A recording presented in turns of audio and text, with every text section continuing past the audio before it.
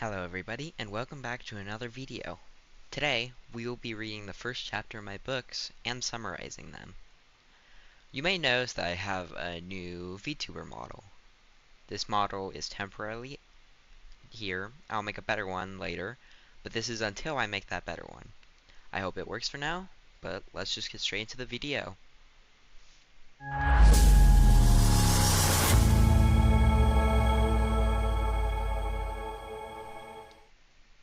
I will start by reading the very first chapter, and we'll go from there.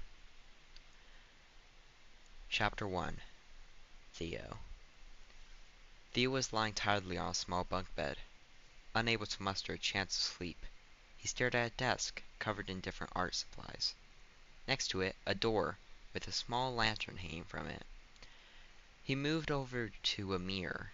His curly brown hair was untidy, so he smoothed it down a little till it poofed. His pale, light gray eyes stared back at him through the glass, and he shuddered.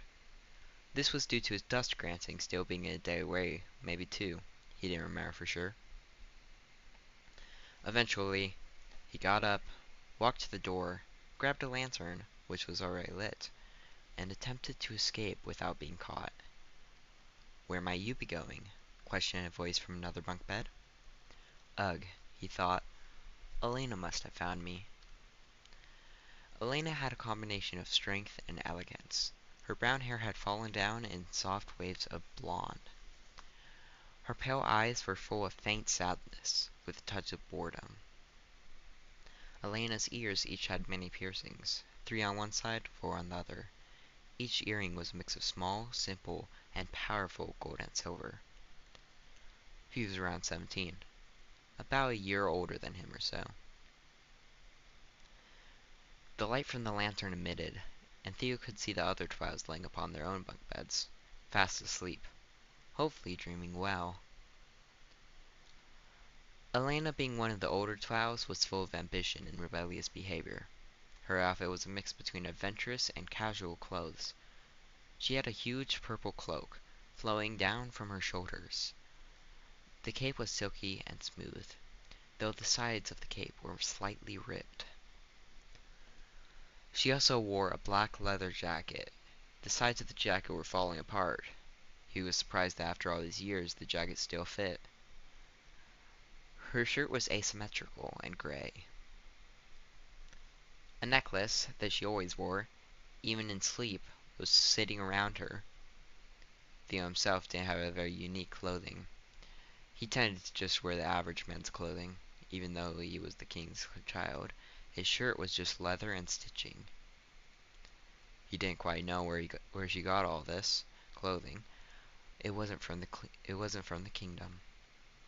Other than that, she just wore gloves, which she used for work more than anything else. "I asked where you might be going," Elena called out, getting up and walking tiredly towards him. "I was heading to the library to get a book. I couldn't sleep," he thought quickly, speaking with other thoughts in his mind.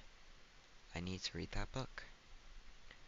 "You should let me come along," whispered Elena, quickly leaning towards him, punching him in the shoulder, which actually hurt a lot, probably even bruising his arm, but he didn't show it.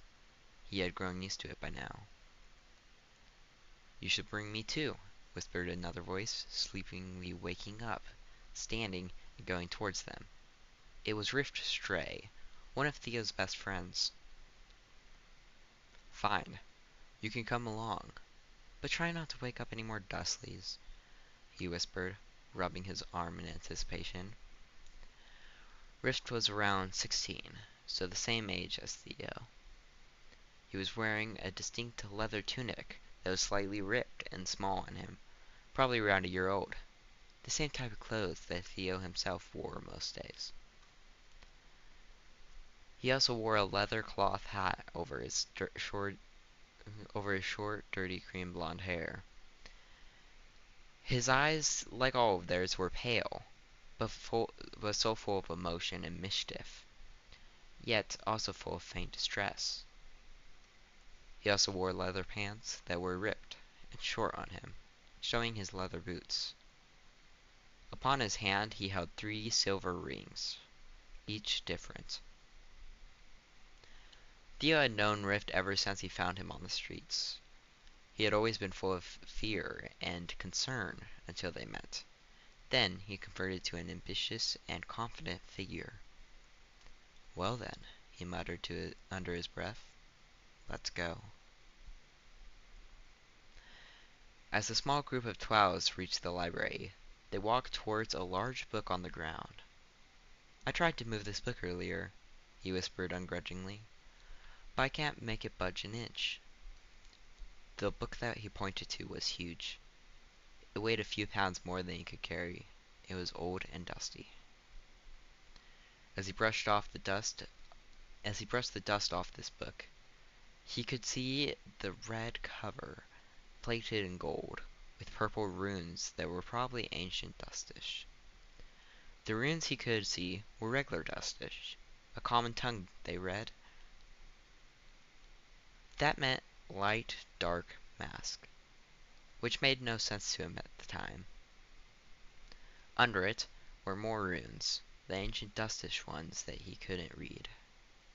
"I wonder what that means," he thought as Rift and Elena walked towards him. "So you want this old book?" wondered Elena. "Why?" "I guess you just want it." "Okay then, Rift, you want to help him?" "Why not?" replied Rift, walking to the book and cracking his knuckles as a joke. Rift slowly walked over to the book and lifted his hand as hard as he could, his veins showing from the pressure. The book suddenly shifted sideways, and the bricks on the wall behind it turned and shifted around, making an arched doorway. "Huh?" gasped Rift, half jumping, half falling over. "So that's why it wouldn't move," he whispered to himself thoughtfully, inspecting the archway deeply. The archway must have been made by the ancient Dusleys. It wasn't like any modern things he had seen. It was probably really old. The archway stood tall above them.